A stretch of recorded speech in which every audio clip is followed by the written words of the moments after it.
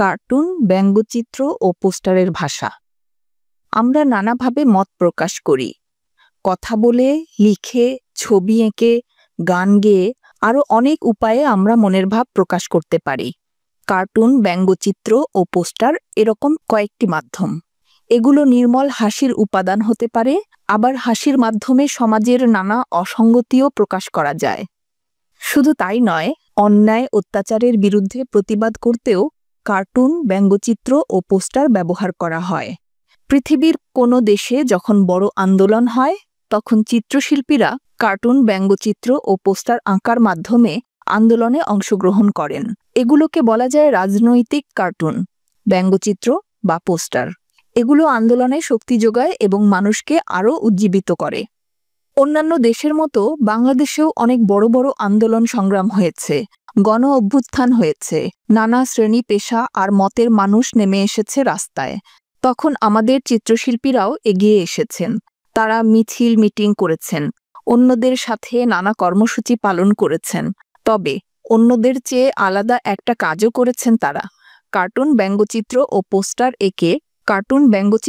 Poster এঁকে আন্দোলনকে শক্তিশালী করেছেন। একটা কার্টুনের ছোট্ট ছবিতে প্রতিবাদের বা বিদ্রোহের যে প্রকাশ ঘটে, অনেক সময় হাজার কথায় তা প্রকাশ করা যায় না। অনেক সময় কার্টুন, ব্যঙ্গচিত্র বা পোস্টারের ছবি আন্দোলনের প্রতীক হয়ে ওঠে। বহু মানুষ তাতে মনের ভাষা খুঁজে পায়। আন্দোলন গড়ে ওঠার জন্য সেগুলো শক্তিশালী মাধ্যম হিসেবে কাজ করে। 1969-এর গণ অভ্যুত্থান থেকে শুরু করে 2024 সালের জুলাই গণ অভ্যুত্থান পর্যন্ত বারবার এটা দেখা গেছে।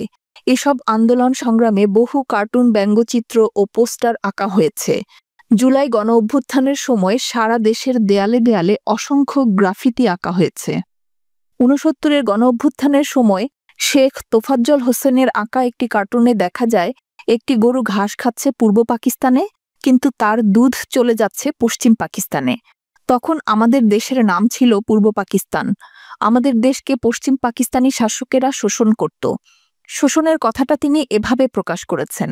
1971 সালের মুক্তিযুদ্ধের সময় নিতুন কুণ্ডুর আঁকা একটি পোস্টার সদা জাগ্রত বাংলার মুক্তিবাহিনী বিভিন্ন স্থানে লাগানো দেখলে সাধারণ মানুষ আশার আলো দেখতে পেত, আর পাকিস্তানি সৈন্যরা ভয় পেত।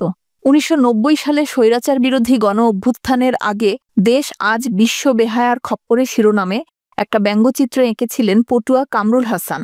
সেটা তখন সারা দেশে ছড়িয়ে পড়েছিল।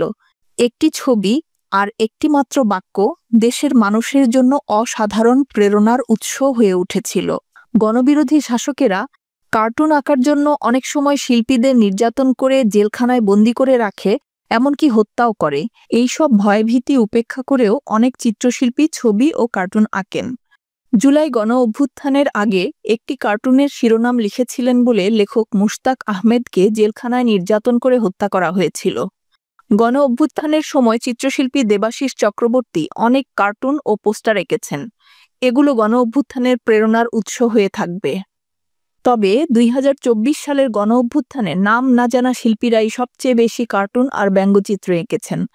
আন্দোলন চলার সময় এঁকেছেন, আন্দোলনের পরেও এঁকেছেন। সবচেয়ে বেশি এঁকেছেন সারা দেশের দেয়ালে।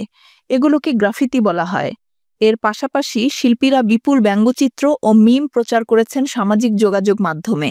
স্বৈরশাসক সবার মুখ বন্ধ করে দিয়েছিল, কিন্তু কার্টুন, ব্যঙ্গচিত্র আর পোস্টার মিমের মধ্য দিয়ে তার বিরুদ্ধে কথা বলা সম্ভব হয়েছিল।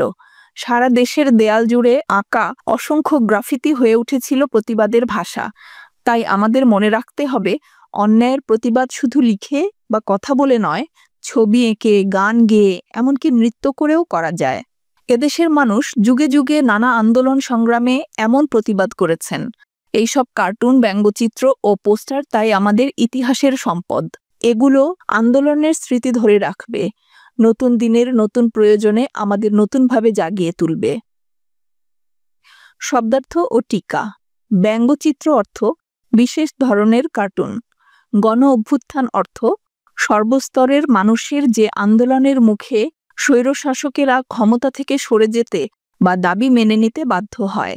গ্রাফিতি দেয়ালে আঁকা, লেখা বা ছবি যা শোষকের বিরুদ্ধে জনতার মনের ভাব প্রকাশ করে। স্বৈরাচার অর্থ স্বেচ্ছাচার বা ইচ্ছামতো আচরণ। খপ্পর অর্থ ফাঁদ বা কবল। পটুয়া অর্থ পটচিত্র আঁকে যে বা চিত্রকর। পাঠের উদ্দেশ্য, লেখাটি পাঠ করে শিক্ষার্থীরা গণবিরোধী শাসকের বিরুদ্ধে শিল্পীদের প্রতিবাদের ভাষা সম্পর্কে জানতে পারবে।